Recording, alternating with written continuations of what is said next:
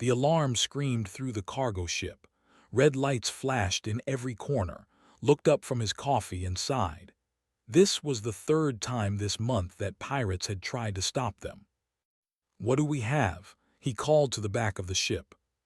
His co-pilot rushed to the front. Her face was pale. "It's not pirates, it's on warship." Stomach dropped. The On Empire was bad news. Everyone in the galaxy knew their reputation. They conquered planets. They took prisoners. They showed no mercy to anyone who got in their way. "How big?" asked. "Big, really big. The scanners say it's a military command ship." Hands shook as she checked the readings. "We need to run, right now." Was already moving. He jumped into the pilot's seat and grabbed the controls. His fingers flew across the buttons. The engines roared to life. But deep down, he knew the truth. Their little cargo ship could not outrun a On warship.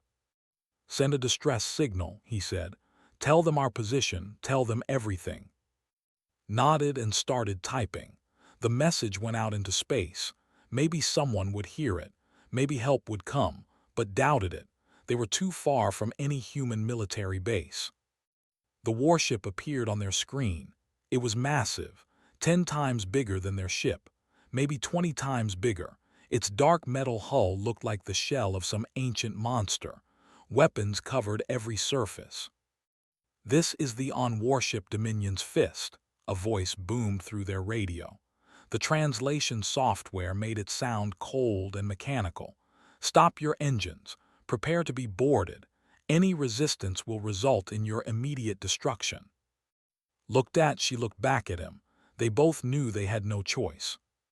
"Do what they say," said quietly. He powered down the engines.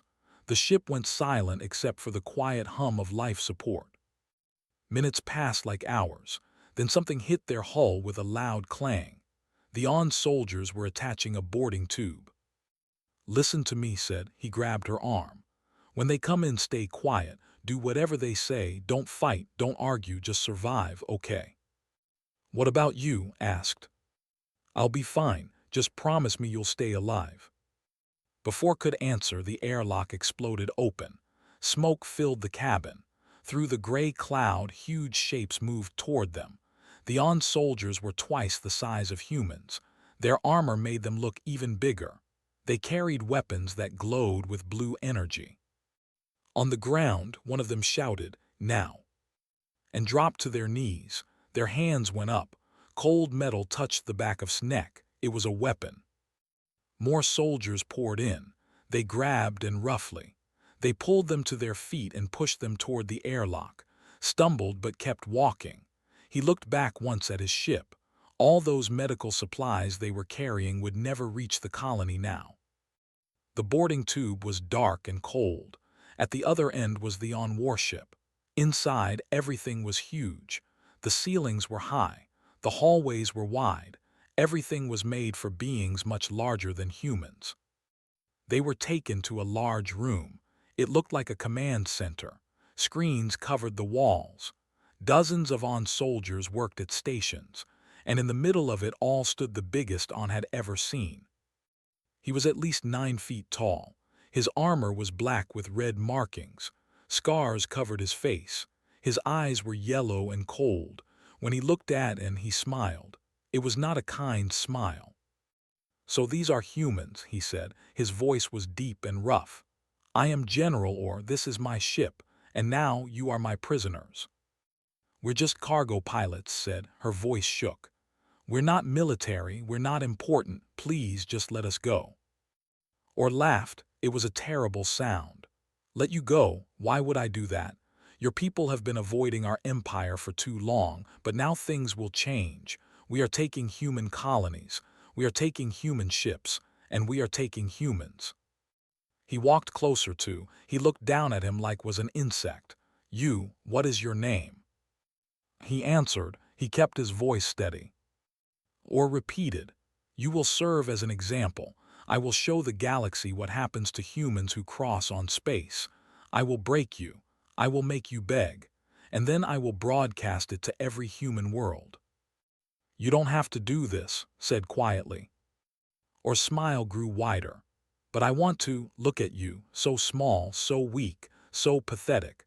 Humans think they are strong because they have a few ships and a few colonies, but you are nothing. You are prey, and we are the hunters. He turned to his soldiers. Take the female to the holding cells with the rest of the crew. This one, he pointed at. This one comes with me. I want to study him. I want to see how long a human can last. No, shouted. She tried to pull away from the soldiers. Leave him alone. But the On were too strong. They dragged her away. She screamed name. Then a door closed and her voice was gone. Stood alone in front of the general. He did not move. He did not speak. Inside, his mind was racing. He was looking at everything, the exits, the guards, the weapons, the control panels. He was memorizing it all. Or seemed pleased with silence. Good. At least you know when to be quiet. Take him to the brig, the special cell. I want him isolated, no contact with other prisoners. Two soldiers grabbed. They pulled him out of the command center and down a long hallway. Other On stared at him as they passed. Some laughed. Some looked curious. None looked friendly. The brig was deep in the ship. The walls were thick metal. The doors had multiple locks. They threw into a small cell. It was barely big enough for him to lie down. A single light glowed in the ceiling. The door slammed shut, was alone. He sat on the cold floor and closed his eyes.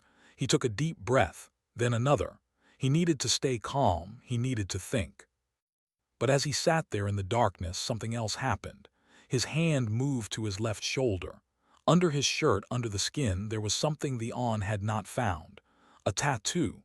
It was old and faded, but it was still there. 3 letters, HSF, Human Special Forces. Opened his eyes, they were different now, harder, colder. General or had made a mistake, a very big mistake. He thought he had captured a simple cargo pilot. He thought he had captured prey. He was wrong. The cell was quiet, began to plan. 3 days passed, counted every hour, every minute. Time was important now. They came for him every morning. 2 guards would open his cell and drag him out. They took him to different parts of the ship. Sometimes he cleaned floors. Sometimes he carried heavy boxes. Sometimes he just stood in the command center while General or walked around him, making jokes to his crew. Look at the human, or would say. So obedient, so broken already. Said nothing. He just did what they told him. He kept his head down. He acted weak and scared, but his eyes were always moving, always watching, always learning. He learned that the guards changed every 6 hours. He learned that the ship had 3 engine rooms. He learned where the weapons were stored. He learned which hallways had cameras and which ones did not. Every piece of information went into his memory. He was building a map of the entire ship in his mind. On the 4th day, something changed. A new On officer came to see him. This one was smaller than Orr. His armor was gray instead of black. He looked at with more intelligence in his eyes. I am Commander Hose, he said. The general's second in command. I have questions for you. Looked up at him but said nothing. Hose held up a data pad. We found something interesting. Your pilot license has military encryption codes embedded in it. Old codes, but military nonetheless. This is not normal for a simple cargo pilot. His face remained blank. Inside, he cursed. He had forgotten about those codes. Who are you really? Hose asked. Just a pilot, said. I used to work for a military shipping company. They gave all their pilots those codes, for security. Hose stared at him for a long moment. I do not believe you, but the general does not care about my concerns. He thinks all humans lie about their credentials to seem important. He leaned closer. But I will be watching you. If you try anything, I will know. He left, sat back down. That was a problem. Hose was smart. He would need to be more careful now. That afternoon, the guards took to a different part of the brig. They were moving some of the human prisoners to new cells, saw for just a moment. She looked tired and scared, but alive. Their eyes met. He gave her the smallest nod. Stay strong. stay alive. Then she was gone again, but saw something else. A young alien prisoner. He was not on. He was smaller with blue skin and large eyes. The guards kicked him as they passed. He fell to the ground. Without thinking, moved forward. He helped the young alien up. "Thank you," the alien whispered. His voice was soft. "Are you okay?" asked quietly. "My name is, I am from the planet. The On destroyed my home, took me prisoner." He looked at with sad eyes. "You are human, yes. I heard humans are kind." "Some of us try to be," said. A guard hit with the back of his weapon. "No talking." But it was too late. Had made a connection, and connections were useful. Over the next few days, managed to get near several times. He would slip him extra food when the guards were not looking. They would whisper quick conversations when they passed in the halls. Knew things. He had been on the ship for months. He knew secrets. "The detention level has a weakness," whispered one day. "The energy grid that powers the cell doors. It runs through a junction box in the maintenance tunnel. If someone could reach it, they could disable many cells at once." Filed that information away. It might be useful later. But time was running out. General Orr had announced that they would reach the On in 5 days. He planned to execute publicly as a message to all humans, a show of On power. On the 5th day, something happened that changed everything. Was standing in the command center, or liked to keep him there as a trophy, a broken human to show his crew. A communications officer called out from his station. "General, incoming transmission from the Human Defense Fleet. Admiral is requesting to speak with you." Or looked interested. Admiral put it through. A screen appeared. A woman in a military uniform looked out at them. She had short black hair and hard eyes, eyes that looked very familiar to. It was his sister. "General Orr," said. Her voice was ice cold. "I am here to negotiate for the release of your human prisoners." Orr laughed. "Negotiate? Why would I negotiate with you? Your prisoners are mine now. I will do with them as I please." "You are holding civilians," continued. "People who were just doing their jobs. Let them go, and we can discuss peace between our people." "Peace?" Orr's laughter grew louder. "I do not want peace with humans. I want submission. I want your colonies. I want your ships. And I want you to know that we are superior in every way." His eyes moved across the screen. For just a second they landed on, something flashed in her expression. Recognition, fear, anger, but she controlled it quickly. "I am offering you a prisoner exchange," she said. "We have captured several On officers. Return our people and we will return yours." "No," Orr said simply. "In fact, I will send you a gift in 5 days. I will broadcast the execution of this pathetic human." He grabbed by the shoulder and pulled him into view of the camera. "Watch as I break your people's spirit." His face went pale, but her voice stayed steady. "That man is a civilian cargo pilot. He has no military value. Killing him proves nothing." "It proves that humans are weak," Orr said. "Now, if you will excuse me, I have an empire to run." He cut the transmission. The screen went dark, or threw to the ground. "Take him back to his cell. I want him in perfect condition for the execution." The guards dragged away. As they walked through the halls, mind was racing. Had seen him. She knew he was here. She would come for him, but she was too far away. Her fleet could not reach them in time. He needed to survive on his own. He needed to escape, or at least delay the execution long enough for help to arrive. Back in his cell, sat in the darkness. He thought about everything he had learned. The ship's layout, the guard rotations, the weak point in the energy grid, and the other prisoners, the location of the weapons storage. He thought about his big sister. The last time they had talked, it had not been a good conversation. She had begged him to come back to active duty. He had refused. He had told her he was done with fighting, done with killing, done with war. But war had found him anyway. Looked down at his hands. They were calloused from years of manual work on cargo ships. But underneath, they still remembered other skills, skills he had tried to forget. He closed his eyes and saw faces, people he had fought beside, people he had lost, missions he wished he could erase from his memory. He had left that life behind for a reason. The things he had done in the name of protecting humanity had cost him his soul. But now he had no choice. General or had taken that choice away from him. The cell door suddenly opened. Looked up. It was not the guards, it was Commander Hose. "I did more research on you," Hose said quietly. "Your pilot license, your background, everything has been carefully constructed. Too carefully. You are not who you pretend to be." "Said nothing." "I told the general," Hose continued. "He does not care, he is blinded by pride. He thinks you are just a scared human, but I know better. I have seen this before. The way you move, the way you watch everything. You are dangerous." "Then kill me now," said simply. Hose stared at him. "No, I will not give you what you want. You will die in 5 days as the general commands, but I will be watching you every moment until then. Do not try anything." He left, the door closed.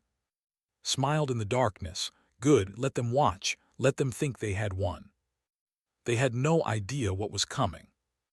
The torture chamber was cold and dark, hung from chains on the wall. His arms ached.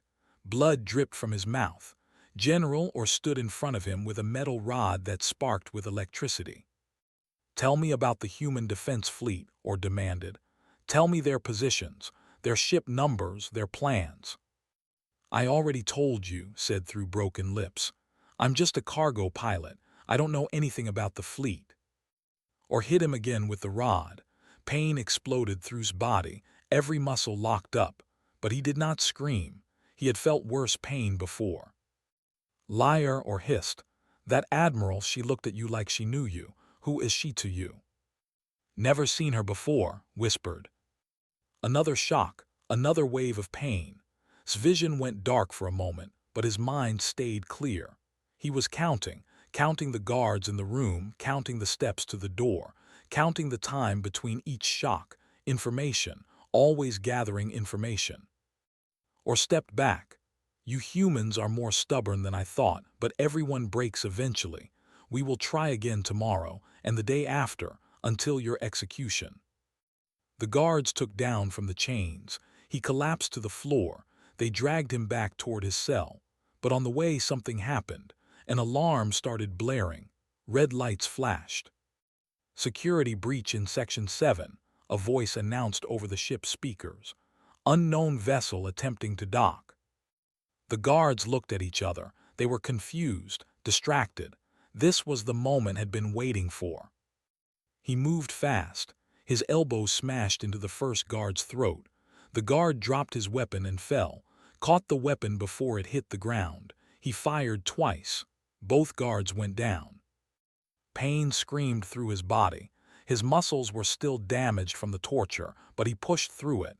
He had trained for this. Pain was just information. It could be ignored. He took the guard's armor and weapon belt. The armor did not fit well, but it was better than nothing. He checked the weapon. It was fully charged. Good. The alarm was still blaring. Whatever was happening in Section 7, it was giving him cover. He needed to move fast. His destination was clear. The maintenance tunnel that had told him about. The one with the energy grid junction box. If he could reach it, he could free all the prisoners. And with all the prisoners loose, there would be chaos. Beautiful, useful chaos. Moved through the hallways like a shadow. He stayed low. He avoided the main corridors. When guards passed, he hid in doorways and alcoves. He had memorized this ship, every turn, every junction. It was all in his head. As he ran, memories flashed through his mind, things he had tried to forget. 10 years ago, a different war, a different enemy. He was younger then, part of an elite team. They called themselves Ghost Squad. They went places other soldiers could not go. They did things other soldiers could not do. There was a mission on a colony called 4. Enemy forces had taken it over. They were killing civilians. High Command needed someone to go in quietly, to eliminate the enemy leadership, to save the hostages. Ghost Squad had been perfect for the job. Remembered creeping through enemy bases at night. His hands had been steady then. His heart had been cold. He had killed 17 enemy soldiers that night, silently, efficiently, without hesitation. They had saved 200 civilians. He had gotten a medal for it, but at night he still saw the faces of the people he had killed. Even though they were the enemy, even though it was necessary, it haunted him. After 5 years of missions like that, something inside him had broken. He could not do it anymore. He left the military. He changed his identity. He became a simple cargo pilot. He thought he could escape his past. But the past always catches up. Reached the maintenance tunnel. He crawled through the narrow space. His body screamed in protest. The torture had done more damage than he thought, but he kept moving. The junction box was exactly where said it would be. Opened it and looked at the wiring. It was complex, but he had been trained in sabotage. He knew what to do. He pulled 3 specific wires and connected them differently. Then he found the main power relay and overloaded it. Sparks flew. The box started smoking. All over the ship, cell doors began to open. Climbed out of the tunnel and ran toward the detention level. He could hear shouting now, guards yelling, prisoners screaming, the sound of weapons firing. He found first. The young alien was standing outside his cell, looking confused and scared. "What is happening?" "We're leaving," said. He handed a weapon he had taken from a fallen guard. "Can you fight?" "I can try," said. They moved through the detention level together. Other prisoners were running in every direction. Some were trying to escape. Some were attacking guards. It was complete chaos. Found hiding in a corner. Her face lit up when she saw him. "You're alive," I thought. "No time," he said. "Stay behind me. We need to get to the docking bay." "How? The ship is huge." "I know the way, trust me." They ran, led them through maintenance passages and cargo corridors, places where the On rarely went. They heard fighting all around them. The prisoners were making their stand. Many would die, but some would survive. And every guard busy fighting prisoners was one less guard between and freedom. They were almost to the docking bay when they ran into trouble. A squad of On soldiers blocked their path. 10 of them, all armed, all in heavy armor. "Back the other way," shouted. But did not move back. He moved forward. "What are you doing?" yelled. Did not answer. He just ran straight at the soldiers. The On opened fire. Blue energy bolts filled the air, dove and rolled. He came up firing. His first 3 shots hit helmet weak points. 3 soldiers fell. He threw his empty weapon at another soldier's face. While that soldier was distracted, grabbed a knife from his belt and threw it. It sank into another soldier's throat. 5 down, 5 to go. The remaining soldiers rushed him, used their size against them. They were big and strong but slow. He was small and hurt but fast. He ducked under their attacks. He struck at joints in their armor, at weak spots, at vulnerable areas he had memorized during his days of captivity. One soldier grabbed him, stabbed upward through the gap between helmet and chest plate. The soldier dropped.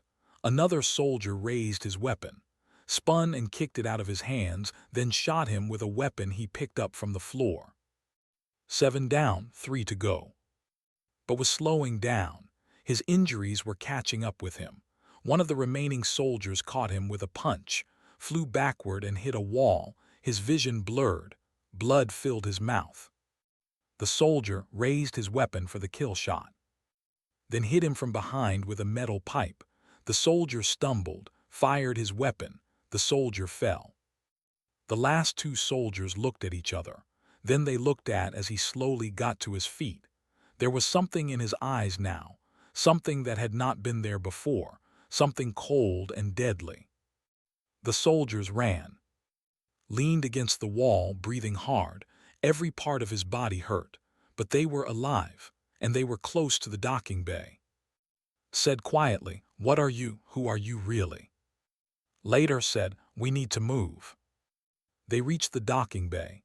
It was in chaos too. Ships were trying to launch. Guards were trying to stop them. Prisoners were fighting everywhere. And then saw it. A familiar ship breaking through the bay's energy shield. A human military assault shuttle. And on its side was painted a symbol. A ghost. The insignia of Ghost Squad. The shuttle landed hard. Its doors opened. Armed humans in black armor poured out. They were professionals. They moved like dancers. Every shot found its target. Every movement was precise. One of them ran toward. He pulled off his helmet. It was Young's old squad mate, his best friend from the war. "About time you needed rescuing," Young said with a grin. "We've been tracking this ship since they took you, sent us. She said you'd probably do something stupid." "She was right," said. "Can you walk?" "Barely." "Good enough, let's get you out of here." Young's team formed a protective circle around and they fought their way back to the shuttle. More rescue ships were arriving now. Human warships were engaging the Dominion's fist from outside. But as they reached the shuttle, the doors at the far end of the bay exploded open. General Orr stood there. His armor was scorched. His face was full of rage. "You," he roared at, "you did this. You destroyed everything." He raised a massive weapon. It glowed with energy. Looked at him, no fear, no anger, just cold calculation. "You picked the wrong human," said quietly. The energy blast missed by inches. It hit the wall behind him and exploded. Metal melted. Sparks flew everywhere. "Get to the shuttle," shouted to Young. "Get everyone out of here." "Not without you," Young yelled back. "That's an order, soldier." Young hesitated. Then he nodded. He knew that look in his eyes. His old commander was back. The man who had led Ghost Squad through impossible missions. The man who never left a job unfinished. Young pulled in toward the shuttle. "Come on, move." Looked back at, "Please don't die." Did not answer. He was already running toward Orr. The general fired again and again. Each blast destroyed more of the docking bay, but was moving too fast. He zigzagged. He rolled behind debris. He used every piece of cover. Other soldiers were arriving now. They formed a line behind their general, but Young's team was providing covering fire. The rescue operation was turning into a full battle.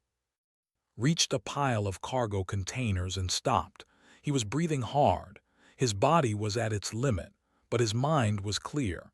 He had fought bigger enemies before. He had survived worse situations. He just needed to think. Orr was strong, very strong. His armor was military grade. His weapon was powerful. In a straight fight would lose, but did not fight straight fights. That was not how Ghost Squad operated.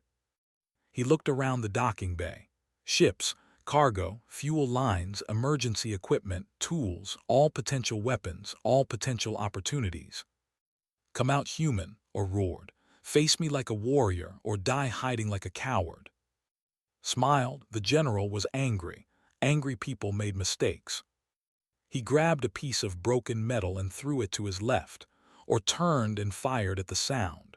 While the general was distracted, ran to the right. He reached a control panel near a fuel line. New ships. He had spent years learning every system, every safety mechanism, every weakness. The warship was big and powerful, but it was still just a ship, and all ships had the same basic vulnerabilities. He opened the panel and started pulling wires. The fuel line began to hiss. Gas leaked into the air. "What are you doing?" Orr demanded. He started walking toward. His footsteps were heavy. Each one shook the floor.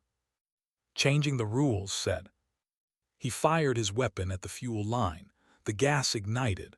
A wall of flame erupted between him and Orr. The general stumbled backward. Used the moment to run again. He was heading for the command door, the one that led to the bridge. If he could reach it, he could lock the general out, buy more time for the evacuation. But Orr was not stupid. He realized what was doing. He raised his weapon and fired at the ceiling above the door. Metal beams crashed down. The path was blocked. "You cannot run forever, human," Orr said. He walked through the flames. His armor protected him from the heat. "You are wounded. You are weak. You are alone." "I'm not alone," said quietly. He was looking at something behind the general. Or turned, was standing there, and behind were dozens of other freed prisoners. Humans, aliens from conquered worlds, all of them armed, all of them angry. "You took our homes," said. His voice was no longer soft or scared. "You took our families. You treated us like animals, but we are not animals. We are people, and we fight back." The prisoners attacked, not organized, not trained, but determined. They swarmed over the soldiers. It was chaos, beautiful, useful chaos. In the confusion, reached Orr. The general saw him coming and swung his weapon like a club, ducked under it. He was inside the general's reach now, too close for the weapon to be effective. Struck at the armor joints, at the places he had memorized, but Orr was faster than he looked. He grabbed and lifted him off the ground. Then he threw him across the bay. Hit a wall hard, something cracked, ribs probably. He fell to the floor and did not get up immediately. His body was done, finished. He had nothing left. Or walked toward him slowly. "I should have killed you on the first day, but I wanted to break you, to humiliate you. That was my mistake." He raised his weapon. "I will not make that mistake again." Looked up at him. Blood ran down his face. His vision was blurry, but he smiled. "You're right," said. "That was your mistake, but you made a bigger one." "What mistake?" Orr asked. "You took me prisoner on your command ship. You brought me to your bridge. You showed me everything. You thought I was nothing, just a scared cargo pilot, but I was never a cargo pilot. Not really." Slowly got to his feet. Every movement hurt, but he stood. "I was human special forces, Ghost Squad. We specialized in infiltration, sabotage, taking down targets from inside. You didn't capture me, General. I studied your ship. I learned your systems. I freed your prisoners. And I transmitted your ship's command codes to my sister's fleet while you were busy trying to break me." Orr's eyes went wide. He touched his communicator. "Bridge, report. What is the status of our systems?" The response came back panicked. "General, we're being hacked. Someone has access to our main computer. They're taking control of weapons, engines, everything." Outside the bay, human warships were moving into position, but they were not attacking. They were waiting. "You see," General said, "humans learned something a long time ago. We're not the biggest. We're not the strongest, but we're smart.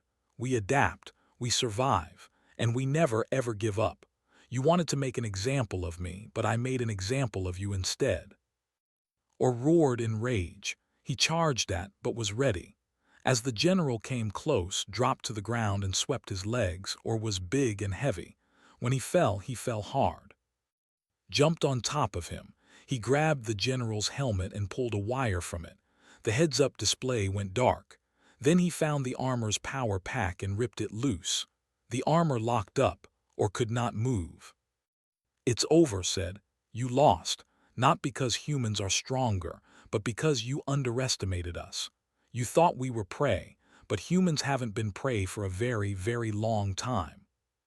Commander Hose appeared at the bay entrance. He looked at his frozen general. Then he slowly lowered his weapon. "I surrender," Hose said. "In the name of the Empire, I surrender this ship." Other soldiers began lowering their weapons too. The battle was over. Young came running up too. "Are you okay?" "No," said honestly, "but I'm alive." He looked around the bay, at the freed prisoners, at the surrendering soldiers, at the disabled general on the floor. "We need medical teams for everyone, human and no more killing today." "You got it, boss," Young said. Pushed through the crowd, she threw her arms around. "I can't believe you did that. I can't believe you're alive." "Me neither," said. He hugged her back. Then his legs gave out. Young caught him before he hit the ground. "Medical team," Young shouted, "now." As they carried to the shuttle, he looked back at the Dominion's fist, the mighty on warship. It had been his prison, but now it was his victory. General Orr had picked the wrong human to capture. He had brought a soldier onto his ship and thought he could break him.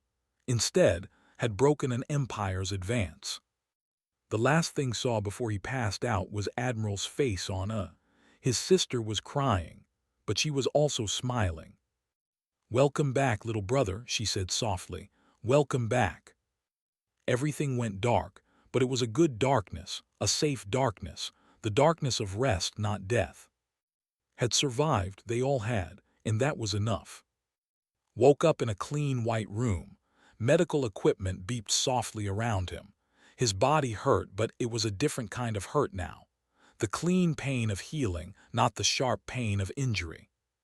Was sitting in a chair beside his bed. She looked tired. Her uniform was wrinkled. She had probably been there for days. "Hey," said. His voice was rough. His head snapped up. Relief flooded her face. "You're awake, finally. The doctors said you'd be fine, but—" She stopped and wiped her eyes. "You scared me, little brother." "Sorry," said. "How long was I out?" 5 days. You had 3 broken ribs, internal bleeding, a concussion, and about 100 other injuries. The doctors kept saying they couldn't believe you survived that fight with Orr." "I'm stubborn." Laughed. It was a tired sound. "That's one word for it." She reached over and took his hand. "What you did on that ship, the intelligence you gathered, the way you took control from inside, it was incredible. High Command is calling it the most successful infiltration operation in human history." "I didn't plan it that way," said quietly. "I was just trying to survive." "Well, you did more than survive. The Dominion's fist is now a human ship. We have all their military data, their fleet positions, their strategic plans, everything. The Empire's entire expansion into human space has stopped. They're asking for peace talks." Closed his eyes. "Good, that's good." "There's more," continued. "The Galactic Council wants to meet with you. What you did has changed everything. Dozens of conquered species are rising up against on occupation. They saw what one human could do, and it gave them hope." "I don't want to meet with the council," said. "I just want to go back to flying cargo ships." Squeezed his hand. "I know, but the galaxy needs to see you, needs to hear your story just once. Then you can go back to whatever life you want, I promise." Opened his eyes and looked at her. She meant it. He could see it in her face. "Okay," he said, "once." 3 weeks later stood on the deck of the Human Defense Fleet flagship. His ribs were still wrapped. He still limped a little, but he could stand. He could walk. He could speak. Admiral, the fleet commander, stood beside him. Was an old soldier, stern and serious, but he looked at with respect. "The Galactic Council session will begin in 10 minutes, said. "Representatives from every major species will be there. Are you ready?" "No," said honestly, "but let's do it anyway." The holographic projector activated. Suddenly was standing in a virtual chamber. All around him were aliens of every kind. Some were humanoid, some were not. All of them were watching him. A tall alien with silver skin stepped forward. This was Wu, the Galactic Council moderator. She had been chosen because she came from a neutral species, one that had no conflicts with anyone. "We are here to discuss the recent conflict between the Empire and humanity," Wu said. Her voice was calm and clear. "A conflict that ended when one human prisoner took control of a on-command ship from inside. We have invited that human here to speak. His name is. He has agreed to answer questions." Stepped forward. He looked around at all the faces watching him. Some looked curious, some looked afraid, some looked inspired. "I'll keep this simple," said. "I'm not a diplomat, I'm not a politician. I'm just a guy who wanted to deliver medical supplies to a colony. General Orr stopped my ship. He took me prisoner. He thought I was weak because I'm human. He thought he could break me and use me as an example to scare my people." Paused. He looked directly at where the On delegation was sitting, or was there in chains. Hose sat beside him, free but ashamed. He was wrong, continued. He didn't capture a weak civilian. He captured someone who used to be a soldier, someone who had seen war and wanted to leave it behind. But more than that, he captured a human. And humans have something that General or didn't understand. We have the ability to adapt, to survive, to keep fighting even when everything says we should give up. A representative from a small planet called stood up. It was Father. His voice shook as he spoke. My son was a prisoner on that ship. You saved him. You saved all of them. Why? You could have escaped alone. Because leaving people behind is not what humans do, said simply. We're not the strongest species.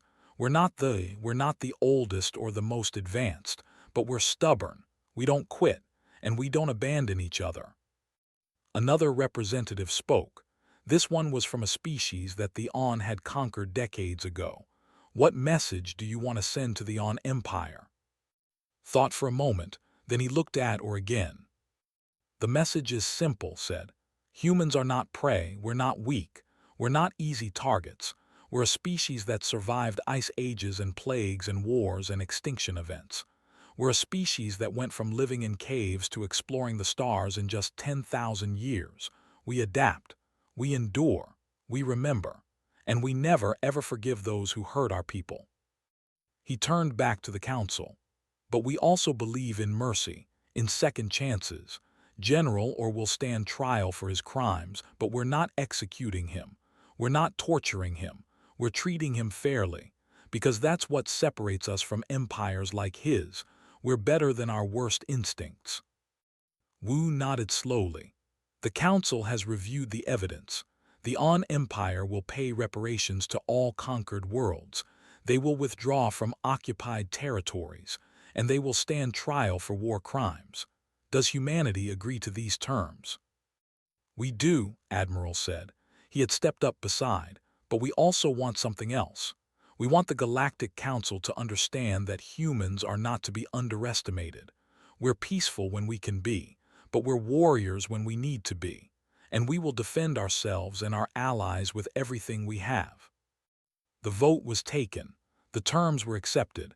The On Empire's expansion was over. As the session ended and the holograms faded, found himself back on the ship's deck. He was exhausted, not from the injuries but from the weight of what had just happened. The galaxy had changed, and he had been the one to change it.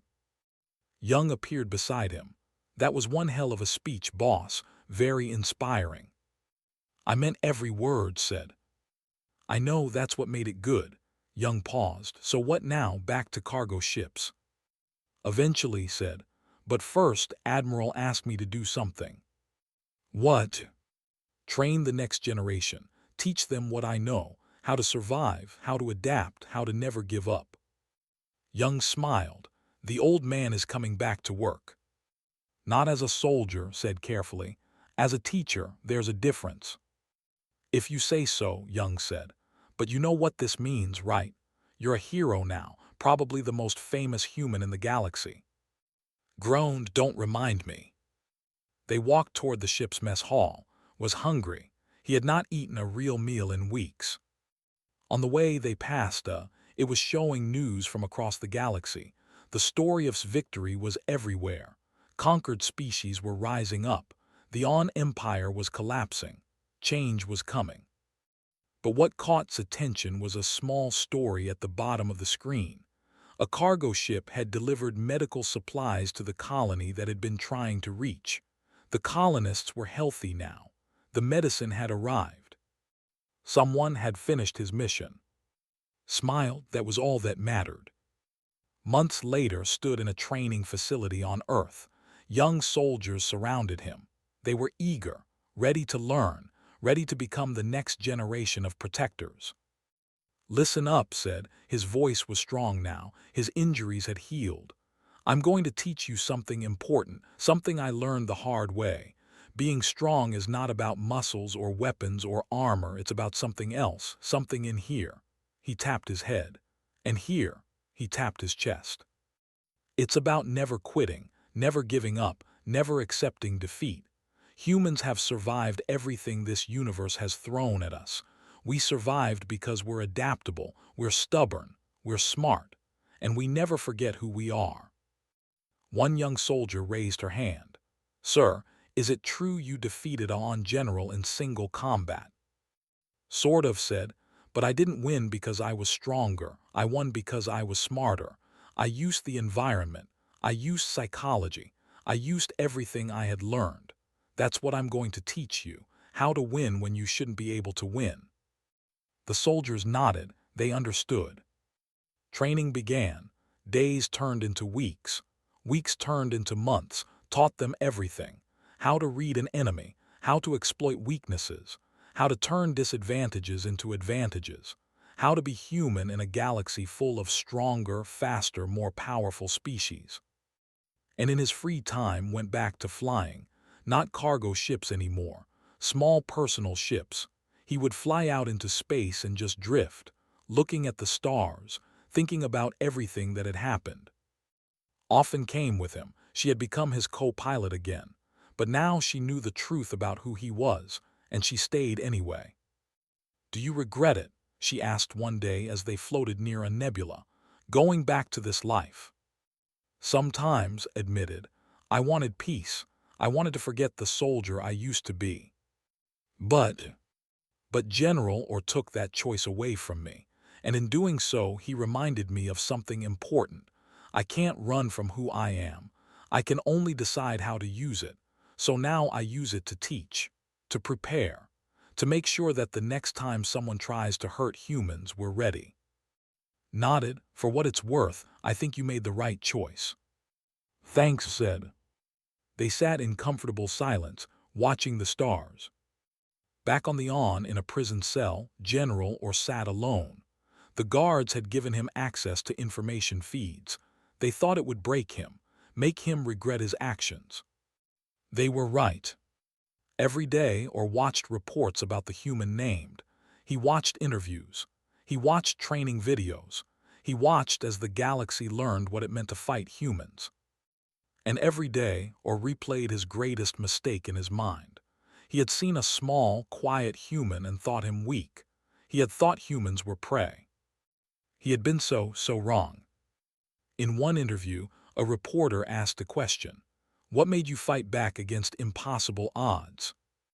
His answer was simple: "Because I'm human, and humans don't know how to quit." Or turned off the feed. He sat in darkness. He had picked the wrong human, and that mistake had cost him everything.